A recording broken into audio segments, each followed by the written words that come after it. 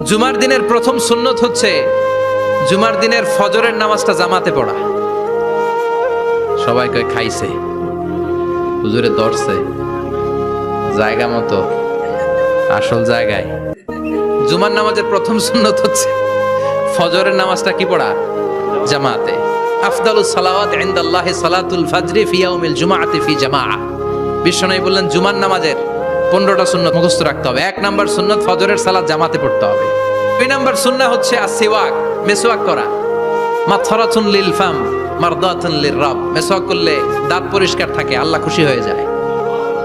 বিশ্বনবী বলেছেন যদি আমার উম্মতের জন্য কষ্ট না হতো প্রত্যেক নামাজের আগে মেসওয়াক করা আমি ফরজ করে দিতাম। মেসওয়াক ছিল বিশ্বনবীর জীবনের শেষ আমল। এই মেসওয়াক করে বিশ্বনবী শেষ নিঃশ্বাস ত্যাগ করেছেন। আপনার নবী, আমার নবী, ওনার জীবনের সর্বশেষ আমল ছিল কি? সুবহানাল্লাহ কইবেন না? বিশ্বনবী জাইতুনের ডাল দিয়ে মেসওয়াক করতেন। বিশ্বনবী বলতেন নি'মা সিওয়াকিয়া জাইতুন ফাইন্নাহু সিওয়াকি ওয়া সিওয়াকুল আমবিয়া মিন ক্বাবলি। জাইতুনের ডালের মেসওয়াক কতই না ভালো, কারণ এটা দিয়ে আমিও মেসওয়াক করি, আমার আগে সব নবীরাই জাইতুনের ডাল দিয়ে মেসওয়াক করেছে। 3 নাম্বার হচ্ছে দুহুন, তেল মালিশ করবেন। বিশ্বনবী জাইতুনের তেল চুলে আর গায়ে দিতেন।